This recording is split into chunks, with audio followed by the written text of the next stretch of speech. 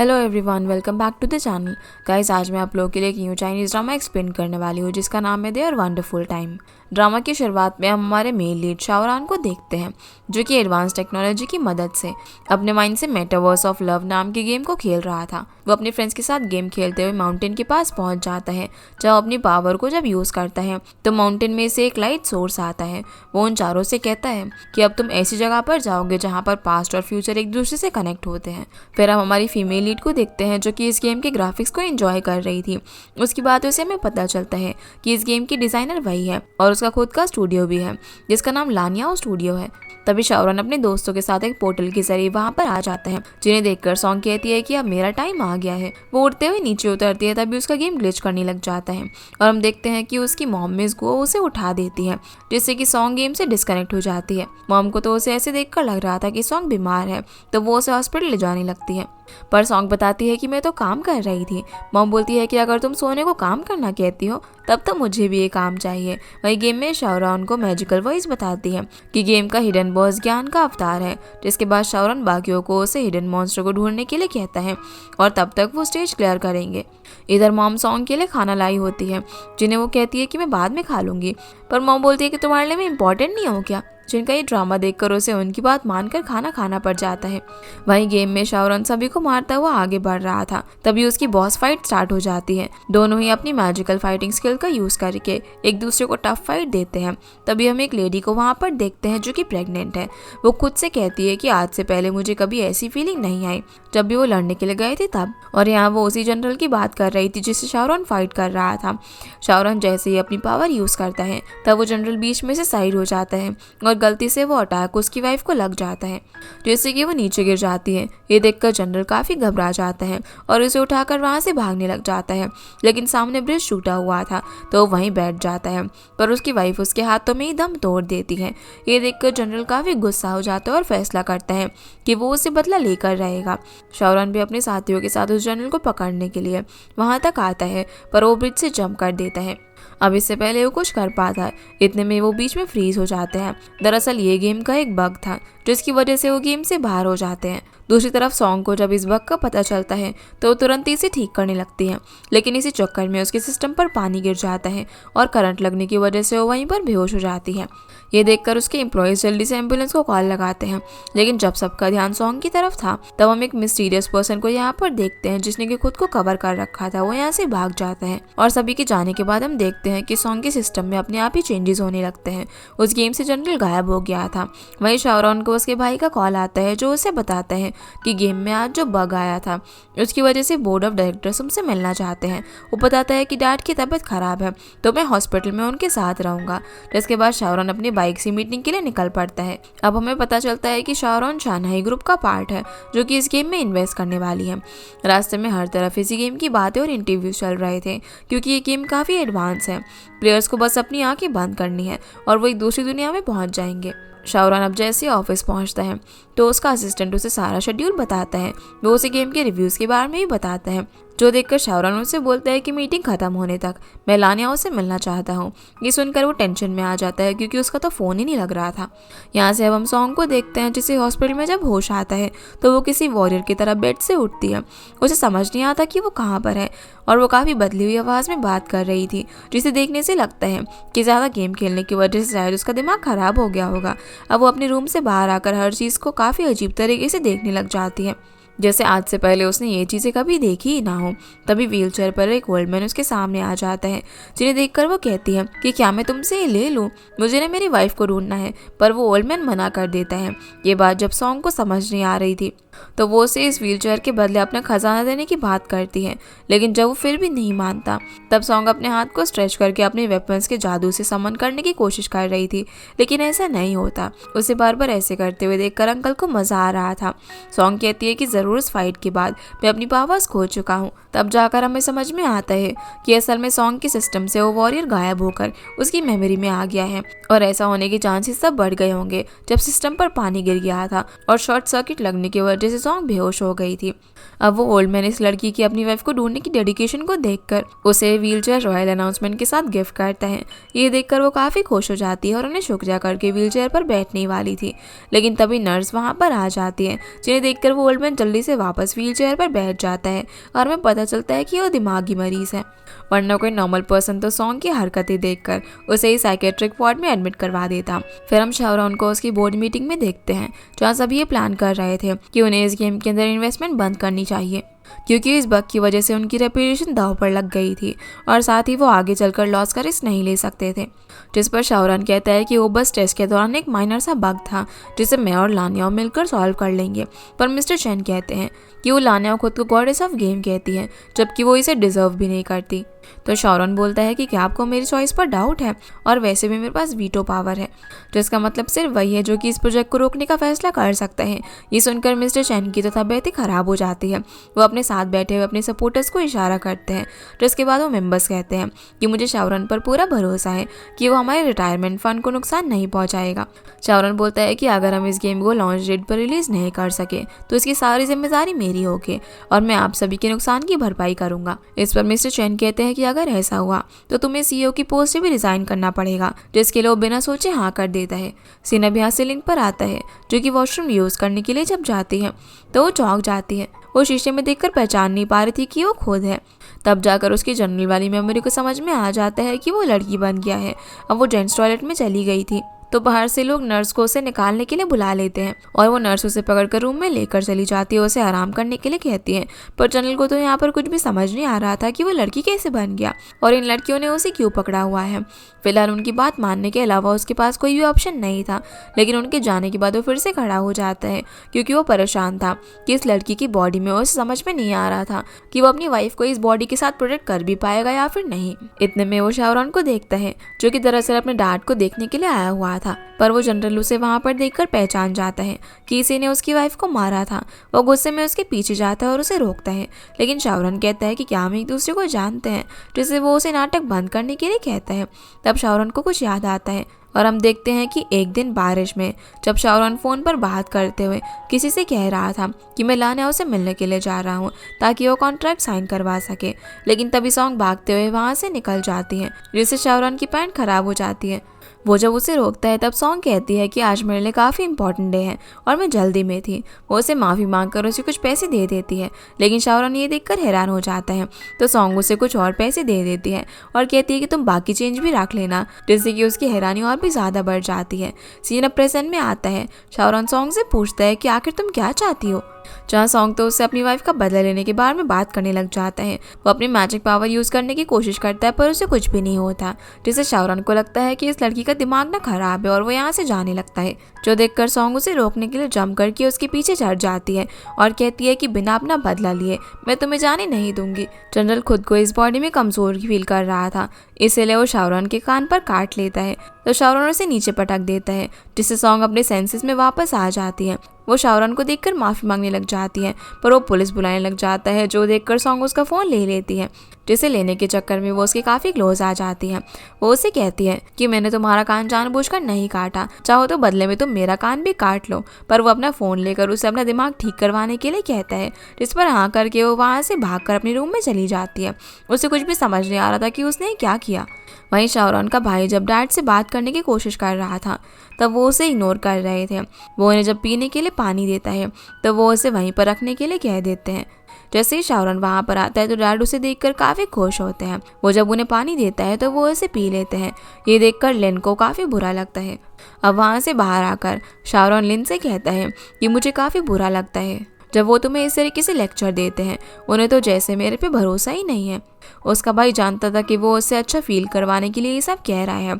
शाहरुख कहता है कि तुम फिक्र मत करो, डैड तुम्हें काफ़ी मानते हैं, जिसे इतना काइंड देखकर वो कहता है कि तुम फिक्र मत करो, मैं तुम्हारी सॉफ्ट साइड के बारे में किसी को भी नहीं बताऊंगा। आखिर तुम एक सीईओ हो तो तुम्हें कोल्ड हार्टेड तो रहना ही चाहिए। सीन अब यहाँ से हॉस्पिटल पर शिफ्ट होता है, जहाँ पर हम डॉक्टर ज़ैंग युनफे को देखते हैं। वो कहीं पर जा रहे थे, तभी पीछे से ब्राइडल ड्रेस में एक लड़की भागते हुए उसकी तरफ आती है। ज़ैंग तो ये देखकर अपनी दुनिया में खो जाता है, लेकिन वो लड़की उसे क्रॉस करके चली जाती है, जिससे कि उसके सारे सपने टूट जाते हैं। पर तभी वो देखता है कि ये लड़की क्लीनिंग मशीन से टकराने वाली है, तो वो उसे पकड़ लेता है।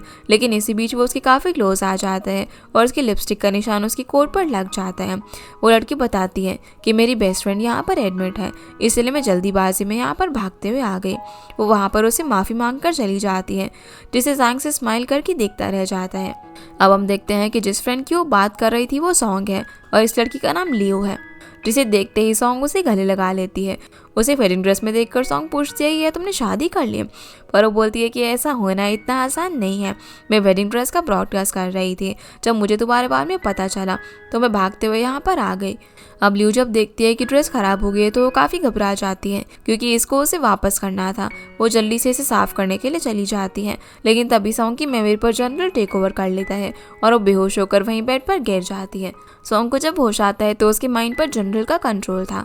उसे समझ नहीं आ रहा था कि वो आखिर वापस इस रूम में कैसे आ गया। इतने में लियो अंदर से ड्रेस साफ करके बाहर निकलती है, जिसे वेडिंग ड्रेस में देखकर जनरल उसे गले लगा लेता है। उसे लगता है कि ये वो उसकी वाइफ है। उसे बताता है कि मुझे लगा कि तुम तो मर गई हो। जिसकी ऐसी बातें सुनकर लियो को लगता है कि वो अपनी गेम के लिए कोई कॉस्प्ले कर रही है। जब लू उसे कैरेक्टर का नाम पूछती है तो वो कहती है कि जन। तो यहाँ पर जनरल उसे अपना नाम शिंगतियान बताता है और उसका पेट देखकर पूछता है कि तुम्हारा बच्चा कहाँ पर है। उसे इतनी अच्छी एक्टिंग करता हुआ देखकर लियो उसका साथ देने लग जाती है और उसे कहती है कि डार्लिंग मैं भी तुम्हारे काफ़ी टाइम से इंतज़ार कर रही थी, मुझे अभी कुछ और काम है तो तुम मेरा यहाँ पर इंतज़ार करना। इतने में उसका फ़ोन बज जाता है, जिसकी आवाज़ सुनकर जनरल उसे फेंक देता है, क्योंकि वो फ़ोन उसे एक मॉन्स्टर लग रहा था। वो लियो से बोलता है कि तुम फिक्र मत करो, मैं तुम्हारे और हमारे बच्चे को प्रोटेक्ट करूँगा। उसकी ऐसी अजीब बातें अब लिमिट क्रॉस कर रही थी तो लियो गुस्सा हो जाती है और वहाँ से चली जाती है, जो देखकर जनरल बोलता है कि मेरी वाइफ अब मुझे पहचानती नहीं है, ये सब उस इंसान की वजह से हो रहा है जिसने मुझे इस दुनिया में भेजा और इस लड़की के शरीर में कैद कर दिया। इसीलिए अब वो उस इंसान को मारने का फैसला कर लेता है। फिर हम शाहरुख को देखते हैं, जो कि सॉन्ग की कंपनी में जब पहुंचता है तो वहाँ पर उसका एक दोस्त भी मौजूद था। वो इस गेम के मास्टरमाइंड से मिलना चाहता था। वहीं अंदर जब सभी को पता चलता है कि शाहरुख आया है तो वो लोग सॉन्ग से जुड़ा हर सामान छुपाने लग जाते हैं। और आखिर ऐसा क्या कारण है कि वो लोग सॉन्ग की आइडेंटिटी को शाहरुख से छुपाते हैं, वो हमें आगे पता चलेगा। वो लोग शाहरुख के सामने अपने बॉस लानियाओ को ही शो करते हैं। तभी शाहरुख अंदर आ जाता है और वहाँ के एम्प्लॉयज से पूछता है कि गेम कब तक फिक्स होगा, जिसका जवाब उनके पास भी नहीं था। तभी वो नोटिस करते हैं कि गेम में से जनरल गायब हो गया है, जिस पर वो कहते हैं कि ज़रूर कोई ग्लिच होगा। अब जब तक बॉस नहीं आ जाती हम डिटेल में इसी बारे में नहीं बता सकते, जो सुनकर वो हैरान होते हैं कि लानियाओ कंपनी में नहीं है। लेकिन शाहरुख को इससे कोई भी फर्क नहीं पड़ता, उसे बस सोल्यूशन से मतलब था। वो ना अनाउंस डेट पर ही गेम लॉन्च की वार्निंग देकर चला जाता है। दूसरी तरफ जब सॉन्ग घर पर वापस आती है तब भी वो अपने जनरल के कैरेक्टर में ही थी। आसपास इतनी अजीब चीज़ों को देखकर वो काफ़ी हैरान हो रहा था, जिसकी इन हरकतों से परेशान होकर लियो से नाटक बंद करने के लिए कहती है। तभी जनरल गॉड की फ़ोटो को वॉल पर देखकर उनकी वर्शिप करने लग जाता है और उनसे कहता है कि इस बॉडी में रहकर अब मैं आपको प्रोटेक्ट नहीं कर सकूँगा, आप प्लीज़ मुझे थोड़ी ताकत दो ताकि मैं उस विलेन को हरा सकूं। जिसकी ये सारी नौटंकी ली उसे बर्दाश्त नहीं हो रही थी। वो यहाँ से चली जाती है। तभी सॉन्ग शाहरुख को टीवी पर देखती है और उसे पहचान जाती है कि इसी ने उसे मारा था। वहीं लियो अपने रूम में जब लाइव स्ट्रीमिंग कर रही थी तभी उसे जोर की आवाज़ आती है। जब वो बाहर जाकर देखती है तो सॉन्ग ने उस टीवी को तोड़ दिया था, जो देखकर उसके तो होश ही उड़ जाते हैं। वो उस पर काफ़ी गुस्सा करती है। जनरल उसे कहते हैं कि डार्लिंग इसी ने तुम्हें मारा था, ये शाहरुख हमारा दुश्मन है। तो लियो कहती है कि वो तुम्हारा दुश्मन नहीं बल्कि बॉस है। लेकिन जनरल को तो लगता है कि बॉस का मतलब दुश्मन है, तो वो उसे उसका पता पूछता है कि ये बॉस मुझे कहाँ मिलेगा। अगले दिन हम जनरल को सानाई ग्रुप के बाहर देखते हैं, जिसका मतलब वो अपना बदला लेने के लिए वहाँ पर आया था। बाकियों को देखकर जनरल भी फिंगरप्रिंट लगाकर अंदर जाने की कोशिश करता है, लेकिन दरवाज़ा ओपन नहीं होता। तभी उसकी नज़र वहाँ पर लगे पार्किंग बोर्ड पर पड़ती है, जिससे उसे लगता है कि यहाँ पर कोई सीक्रेट टनल है। जब वो वहाँ पर जाती है तो काफ़ी सारी कार्स को देखकर उसे लगता है कि ये किसी तरह के मॉन्स्टर्स हैं, और फिर वहाँ कुछ मेंटेनेंस वर्कर्स को देखकर छुप जाती है। उनके जाने के बाद जनरल एक रॉड उठा लेता है, जिसका इरादा हम समझ जाते हैं। वहीं हम शाहरुख को देखते हैं, जो कि ऑफिस से निकलकर लिफ्ट से बेसमेंट की तरफ आ रहा था, जहाँ जनरल उसे देख लेता है और उसके पीछे से आवाज़ देता है। जब शाहरुख पीछे पलटता है तब जनरल उस पर अटैक कर देता है, लेकिन शाहरुख खुद को बचा लेता है और उससे लड़ते हुए उसकी पुलिस कंप्लेन में भी करता है। तभी जनरल उसे जोर से पंच मारता है और शाहरुख बेहोश होकर नीचे गिर पड़ता है। जहाँ उसका खेल पूरी तरीके से ख़त्म करने के लिए जनरल उसका गला दबाने लग जाता है, पर तभी उसे कुछ अजीब होता है और वो शावरान के ऊपर ही बेहोश हो जाता है। यहाँ से फिर हम सॉन्ग को पुलिस स्टेशन में देखते हैं, जहाँ पुलिस जब उसे सीसीटीवी फुटेज दिखाती है तो सॉन्ग साफ इनकार कर देती है कि ये मैं नहीं हो सकती, मुझे तो लड़ना आता भी नहीं है। वो उन्हें समझाने की कोशिश करती है कि मैं हॉस्पिटल में थी, वहाँ पर कैसे पहुंची मैं नहीं जानती। दूसरी तरफ शावरान पुलिस को बताता है कि ये लड़की उसे पहले भी एक बार हॉस्पिटल में मिल चुकी थी। एक तरफ सॉन्ग खुद को बेगुनाह साबित करने में लगी हुई थी, तो शावरान उसे बहुत ही कड़ी सज़ा दिलवाना चाहता था। इसके बाद हम देखते हैं कि पुलिस ने उसे जेल में डाल दिया था, जहाँ उसे याद आता है कि होश में आने के बाद उसे ने शावरान के लिए एम्बुलेंस बुलवाई थी। अगर मैं उसे मारना ही चाहती तो उसके लिए एम्बुलेंस क्यों बुलवाती। दूसरी तरफ जब शावरान को उसकी कार का डैश कैम दिखाया जाता है तो उसमें उन्हें साफ दिख रहा था कि सॉन्ग ने ही एम्बुलेंस बुलवाई थी। जेल में अब जब उसके सेलमेट्स उससे पूछते हैं कि तुम यहाँ पर कैसे आई, तो वो कहती है कि कत्ल के इल्ज़ाम में, जो सुनकर उन दोनों लेडीज़ के पसीने छूट जाते हैं। वहीं हम डॉक्टर जांग को देखते हैं, जो कि शावरान का दोस्त था। वो उसे बताता है कि ये तो मेरी पेशेंट है, मेरे हिसाब से शौक लगने की वजह से उसका दिमाग खराब हो गया है। लेकिन शावरान के लिए सॉन्ग से ज़्यादा ज़रूरी लानियाओं को ढूंढना था, ताकि वो लॉन्च से पहले इस गेम के बग को ठीक करवा सके। जिसके बाद हम देखते हैं कि जिस लानियाओं से मिलने के लिए शावरान जाता है वो दरअसल लियू थी। जब शावरान उसे गेम के ग्लिच को लेकर टेक्निकल सवाल करता है तो उसका जवाब वो दे नहीं पाती, जिससे वो समझ जाता है कि ये लानियाओं नहीं है। इस पर उसका भाई पूछता है कि क्या तुम पहले लानियाओं से मिले हो, तो वो कहता है कि नहीं, क्योंकि लानियाओं को सोशल एंजाइटी है, जिसकी वजह से उनकी बात सिर्फ ऑनलाइन हुई थी और जिस तरह की प्रोफेशनल बातें वो करती थी वो इस बग को कब का फिक्स कर चुकी होती। तभी शावरान के असिस्टेंट को वहाँ पर सॉन्ग की उसके साथ फोटो दिखती है, जिसके बाद शावरान सारा खेल समझ जाता है कि जो लड़की उसके लिए बार बार मुसीबत खड़ी कर रही थी वही इस गेम की मास्टरमाइंड लानियाओ है। और हम देखते हैं कि उस दिन जब सॉन्ग ने उसे कपड़े धुलवाने के लिए 100 युआन दिए थे तो उसके बाद वो जल्दबाजी में अपनी कंपनी की तरफ भागती है, क्योंकि उसकी गेम के लिए एक बड़ा इन्वेस्टर आने वाला था। पर उसके होश उड़ जाते हैं जब उसे पता चलता है कि वो इन्वेस्टर वही इंसान है जिसे अभी उसने 100 युआन दिए थे। वो घबरा जाती है और उसके हाथ से इन्वेस्टमेंट चली ना जाए, इसी डर से वो लियू को लानियाओं बनाकर खुद टेबल के नीचे छुप जाती है। लियू अब यहाँ पर शावरान को भरोसा दिलाती है कि सॉन्ग तो दिन रात एक करके बग फिक्स करने में लगी हुई है। जब शावरान उसे सच बताता है कि वो तो किसी को हार्म करने के जुर्म में जेल में है, जिस बात को मानने के लिए लियू तो मना कर देती है और सॉन्ग का इंप्रेशन अच्छा करने के लिए उसकी तारीफों के पुल बांधने लगती है। वहीं हम सॉन्ग को देखते हैं जिसकी बॉडी पर जनरल का कंट्रोल आ गया था। वो जब खुद को एक जेल में देखता है तो काफ़ी खुश होता है, क्योंकि उसे लग रहा था कि अपने दुश्मन को मारने के बाद ही उसे यहाँ पर लाया गया होगा, जिसके लिए वो अपने गॉड को शुक्रिया करता है। जिसकी ऐसी बातें सुनकर उन दोनों लेडीज़ को लगता है कि इसका दिमाग खराब हो गया है। जनरल अब जेलर को आवाज़ लगाकर अपने लिए खाना मंगवाने लगता है। यहाँ से फिर हम शावरान को देखते हैं, जो कि सॉन्ग को बाहर निकलवाने के लिए पुलिस से झूठ कहता है कि वो उसकी गर्लफ्रेंड है, क्योंकि उसे प्रोजेक्ट कैसे भी करके टाइम पर लॉन्च करवाना था, वरना उसे अपनी सीईओ की पोस्ट छोड़नी पड़ जाएगी। पर उसकी गर्लफ्रेंड वाली बात सुनने के बाद पुलिस सॉन्ग को छोड़ने से मना कर देती है, क्योंकि उसने क्रिमिनल एक्टिविटी की है। पर शावरान बोलता है कि उसका दिमाग ना ठीक नहीं है, इसलिए वो चीज़ें इमेजिन करती रहती है। उसे जल्दी ठीक कराने के लिए मुझे उसका साथ देना पड़ता है, जो सुनकर पुलिस इस बार उस पर यकीन कर लेती है और सॉन्ग को ले जाने की परमिशन दे देती है। जैसे ही शावरान अब उसके सेल के पास जाता है तो जनरल उसे जिंदा देखकर काफ़ी हैरान हो जाता है, क्योंकि उसे लग रहा था कि उसने उसे मार डाला। वो उसे मारने के लिए उसकी तरफ बढ़ता है और कहता है कि मैं तुम्हारे छोटे छोटे टुकड़े कर दूंगा। जिसकी ऐसी बातें सुनकर पुलिस शावरान से पूछती है कि क्या तुम सच में इसे ले जाना चाहते हो, जिस पर हाँ करने के अलावा उसके पास और कोई चारा नहीं था। शावरान अब सॉन्ग से बोलता है कि अगर तुम्हें यहाँ से निकलना है तो मेरा साथ दो, पर जनरल बाहर निकलते ही शावरान पर अटैक कर देता है, जिससे लियू ऐसा करने से रोकती है। शावरान का भाई भी अब सॉन्ग से उसकी तरफ से माफ़ी मांगता है कि अगर उसे उसकी वजह से कभी कोई परेशानी हुई तो, लेकिन जनरल तो बस अपनी वाइफ की मौत का बदला लेने की बात किए जा रहा था, जिसे शावरान ये सब बंद करने के लिए कहता है और गेम को जल्दी फिक्स करने के लिए कहता है। लेकिन वह अपने कैरेक्टर से बाहर ही नहीं आ रही थी, जो देखकर शावरान अपने भाई को फिलहाल यहाँ से चलने के लिए कहता है, क्योंकि इस वक्त बात करके कोई भी फ़ायदा नहीं था। उसे जाते हुए देखकर जनरल उस पर अटैक कर देता है, लेकिन तभी उसे याद आता है कि वो इस बॉडी में काफ़ी कमज़ोर है और उसे नहीं जीत पाएगा। फिर वो शावरान के ऊपर गिरकर बेहोश हो जाता है। अगले सीन में हम देखते हैं कि शावरान अपने भाई के साथ वहाँ से निकल जाता है और उसे कहता है कि मैंने नहीं सोचा था कि उसकी जैसी लड़की दिमागी मरीज निकलेगी। लेकिन उसके भाई को फिक्र थी कि अगर टाइम पर बग फिक्स नहीं हुआ तो क्या होगा, पर शाओरन को पूरा भरोसा था कि वो बग फिक्स हो जाएगा। शाओरन अब कंपनी पहुंचने के बाद मल्टीपल पर्सनालिटी डिसऑर्डर के बारे में पढ़ने लग जाता है। इसके बाद हम सॉन्ग को देखते हैं जो कि घर में सो रही थी।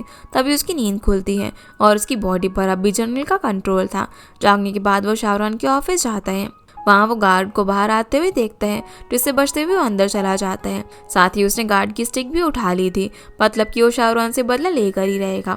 अब जब वो उसे बिल्डिंग में ढूंढ रहा था तो वो उसे दीवार पर अपना किंगडम दिखता है, जिससे उसे लगता है कि शाओरन ने काफ़ी प्लानिंग से उस पर हमला किया था, जिससे उसका गुस्सा और भी बढ़ जाता है। वहीं शाओरन जो कि सॉन्ग के बारे में सोच रहा था, तभी वो उसके पीछे डंडा लेकर आ जाती है। जनरल उसे बोलता है कि यहाँ पर कोई नहीं है तो अब मुकाबला बराबरी का होगा, जिसे ऐसे देखकर शाओरन अपना पेशेंस खोकर उसे जाने के लिए कहता है। जनरल को तो लगता है कि वो उसका हथियार देखकर डर गया, तो वो उसे फेंक कर कहता है कि तुम मुझ पर पहले 3 वार कर सकते हो, ताकि बाद में ये ना बोलो कि शिंगटियान ने तुम्हें बुली किया। अब शिंगटियान का नाम सुनकर शाओरन सोचने लग जाता है कि कहीं खुद को उस गेम का कैरेक्टर तो नहीं इमेजिन कर रही है। तभी शाओरन को याद आता है कि जब वो स्प्लिट पर्सनालिटी के बारे में पढ़ रहा था तो उसमें सजेशन था कि विक्टिम को ठीक करने के लिए उसे फिजिकल टॉर्चर करनी चाहिए।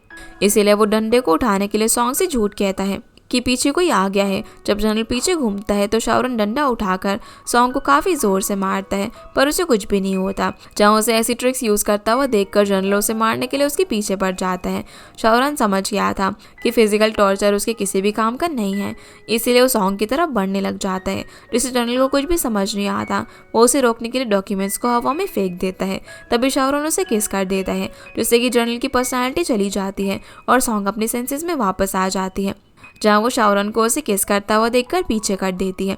जैसे कि अब शाओरन समझ जाता है कि इसका इलाज हार्मोनल सिमुलेशन है। सॉन्ग उसे पूछती है कि तुम ये क्या कर रहे थे, तो वो कहता है कि मैं खुद को बचा रहा था। सॉन्ग को कुछ भी समझ नहीं आता कि यहाँ पर आखिर हो क्या रहा है और वो यहाँ कैसे आई, जिस बारे में वो शाओरन से पूछती है, लेकिन वो उसे कुछ भी नहीं बताता। सॉन्ग अब काफ़ी कंफ्यूज थी, इसलिए वो शाओरन को ये सब भूलने के लिए कहती है और उसे डिनर के लिए भी पूछती है, लेकिन वो कुछ भी नहीं कहता। इसलिए वो खुद को ही कसूरवार मानकर खुद को कोसने लग जाती है, जिस चक्कर में वो उसे टकरा जाती है।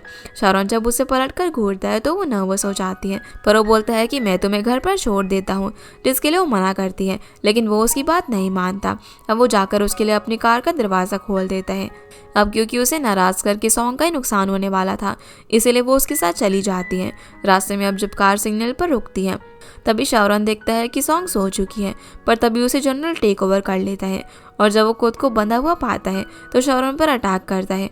लेकिन अब शाओरन ट्रिक समझ चुका था। वो सॉन्ग को नॉर्मल करने के लिए पहले उसका हाथ पकड़ता है ताकि वो उसे मार ना पाए, और फिर वो जैसे उसे किस करने वाला था तभी जनरल चला जाता है।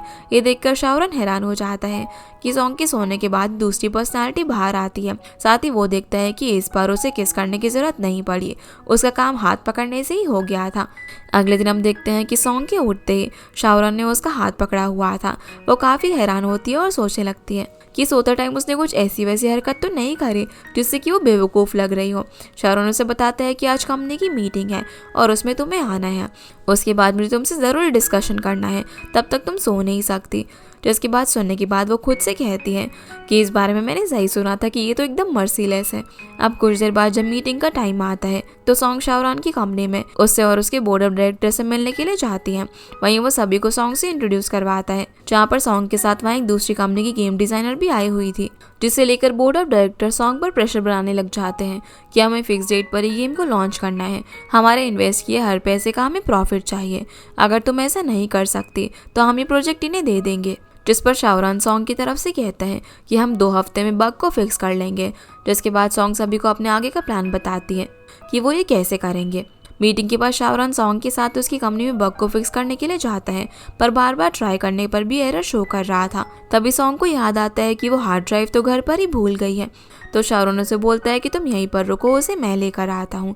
उसी वक्त वहाँ पर शाओरन का असिस्टेंट खाना लेकर आ जाता है, पर उन दोनों को इतना क्लोज देखकर उसे लगता है कि यहाँ पर कुछ और ही हो रहा है, इसीलिए वो चला जाता है। जिसके पीछे शाओरन जाकर कहता है कि मैं हार्ड ड्राइव लेने के लिए जा रहा हूँ, तब तक मेरे पीछे सॉन्ग पर नज़र बनाए रखना, वरना अपनी नौकरी से हाथ धो बैठोगे। शाओरन अब सॉन्ग के घर पर पहुंचकर हार्ड ड्राइव ढूंढने लगता है और सॉन्ग उसे कॉल पर गाइड कर रही थी, लेकिन सॉन्ग को ठीक से याद नहीं था कि उसने उसे कहाँ पर रखा होगा। जिस बीच शाओरन कभी उसकी फोटोज को तो कभी उसकी बाकी चीज़ों को ध्यान से देख रहा था। इतने में उसे हार्ड ड्राइव मिल जाती है तो तुरंत ही कॉल कट कर देता है और जब वो वहाँ से जाने लगता है तो उसे कुछ आइडिया आता है।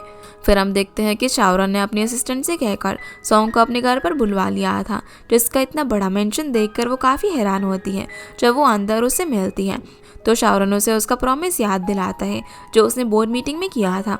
इसलिए अब टास्क कंप्लीट होने तक सॉन्ग को यहीं पर रहना होगा। ये सुनकर वो हैरान हो जाती है कि ये क्या बोल रहा है। वो बोलती है कि मैं यहाँ पर काम नहीं कर सकती, मेरा सिस्टम और फाइल्स घर पर है। पर हम देखते हैं कि उसने उसके रूम का सारा सामान और सिस्टम यहाँ पर ले आया था। अपनी मर्जी के बिना सामान यहाँ पर देखकर वो उससे कहती है कि मैंने तुम्हें अपनी गेम बेची है, ना कि खुद को, तुम ऐसे नहीं कर सकते। तो शाओरन उसे बताता है कि तुम्हें जब भी होश आता है तुम मेरे ऊपर होती हो। वो फुटेज में उसे उसकी स्प्लिट पर्सनालिटी दिखाता है जो उसके सोने के बाद उसकी बॉडी पर कंट्रोल कर लेती है और सिर्फ वही है जो कि उसे नॉर्मल कर सकता है। ये सब जानने के बाद सॉन्ग यहाँ पर रुकने के लिए मान जाती है और शाओरन उसे जल्दी से अपना काम शुरू करने के लिए कहता है, जिस पर वो चिल्लाती है कि ये ऑफ टाइम है, भला इस टाइम कौन काम करेगा। पर वो उसे डेडलाइन याद दिलाता है, इसलिए वो लेट नाइट तक अब काम करने लगती है। अब काफ़ी देर हो चुकी थी तो शाओरन को सोना था, इसलिए वो सॉन्ग को भी सोने चलने के लिए कहता है। पहले तो वो मना कर देती है कि उसे और काम है, लेकिन जब वो उसे बताता है कि तुम्हारे जागने की वजह से फिर मैं भी सो नहीं पाऊंगा और अगर तुम गलती से सो गई तो जनरल वापस आकर मेरे पीछे पड़ जाएगा, इसलिए वो सिस्टम बंद करके सोने चली जाती है। पर वो हैरान होती है जब उसे वहाँ पर एक ही बेड दिखता है। वो उसे कहती है कि मैं काउच पर ही सो जाऊंगी। इस पर वो कहता है कि फिर मुझे भी तुम्हारा हाथ पकड़ने के लिए वहीं पर सोना पड़ेगा, जो सुनकर वो तुरंत ही बेड पर सोने के लिए मान जाती है। शाओरन अब उन दोनों के बीच में पिलो रख देता है और दोनों ही काफ़ी नर्वस हो रहे थे। तब वो उसे कहता है कि तुम क्या बस ऐसे ही सोने वाली हो, जो सुनकर वो हैरानी से पूछती है कि फिर तुम्हारा क्या ख्याल है।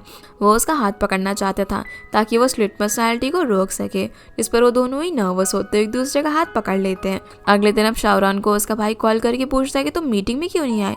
दरअसल इन सब चक्करों में वो मीटिंग के बारे में भूल ही गया था, जिसका ये बिहेवियर पहली बार देखकर उसका भाई हैरान था। वो उसे जल्दी से आने के लिए कहता है। शाओरन भी अब सॉन्ग को सोने के बजाय गेम पर काम करने के लिए कहता है और बताता है कि जब तक मैं वापस नहीं आ जाता तुम सो नहीं सकती। इसकी ऐसी बातें सुनकर उससे कहती है कि तुम्हारे अंदर बॉस बनने की सारी खूबियाँ हैं। अब वो उसे जाते जाते फिर से डेडलाइन याद दिलाता है। उसके जाने के बाद वो चिल्लाकर कहती है कि तुमने मुझे क्या डेटा एंट्री गर्ल समझ रखा है, तो मैं तुम्हें गेम में एक लेबर का रोल दूंगी। वहीं जब शाओरन मीटिंग की जगह पर पहुंचता है तो उसका भाई बताता है कि मिस चैन खास ऑस्ट्रेलिया से हमारी गेम में इन्वेस्ट करने के लिए आई है, इसलिए उनसे अच्छे से बर्ताव करना। वहाँ पर जाकर शाओरन मिस चैन को गिफ्ट देता है, जिससे वो इम्प्रेस हो जाती है। फिर वो सभी अपनी मीटिंग शुरू करते हैं। इधर सॉन्ग शाओरन की स्कूल टाइम की फ़ोटोज़ देखकर उसकी नकल करने लग जाती है। तभी उसे लियू का कॉल आता है, जो कि उसे कहीं बाहर चलकर माइंड रिलैक्स करने के लिए कहती है, पर वो मना कर देती है क्योंकि 14 दिनों में उसे कैसे भी बग को फिक्स करना था। पर लियू कहती है कि तुम्हें बाहर जाकर माइंड को फ्रेश करना चाहिए। सॉन्ग को डर था कि कहीं शाओरन वापस ना आ जाए, पर लियू उसकी एक नहीं सुनती और उसे लोकेशन सेंड कर देती है। इधर शाओरन मिस चैन को गेम के बारे में एक्सप्लेन कर रहा था। मिस चैन गेम की प्रॉब्लम के बारे में जानती थी, तो वो उनसे कहता है कि इस गेम पर फेमस लानिया काम कर रही है, जो कि इस बग को जल्दी ही फिक्स कर लेगी। वहीं रेस्टोरेंट के बाहर हम शाओरन को देखते हैं। इसका मतलब लियू ने उसे वहाँ की लोकेशन भेज दी थी जहाँ पर शाओरन मीटिंग के लिए आया हुआ था। अब शाओरन जब बात कर ही रहा था तभी उसकी नज़र सॉन्ग पर पड़ती है, जो कि उसके सामने वाले टेबल पर थी, जिसे देखकर उसकी होश उड़ जाती है कि ये यहाँ पर क्या कर रही है। इसी के साथ ये एपिसोड यहीं पर ख़त्म हो जाता है। तो गाइस, ये थी आज की वीडियो एंड आई होप आप लोगों को ये वीडियो पसंद आई होगी। तो इस वीडियो को लाइक कर चैनल को सब्सक्राइब जरूर कीजिएगा। आपसे फिर मिलते हैं इस ड्रामा के अगले एपिसोड में। तब तक के लिए गुड बाय।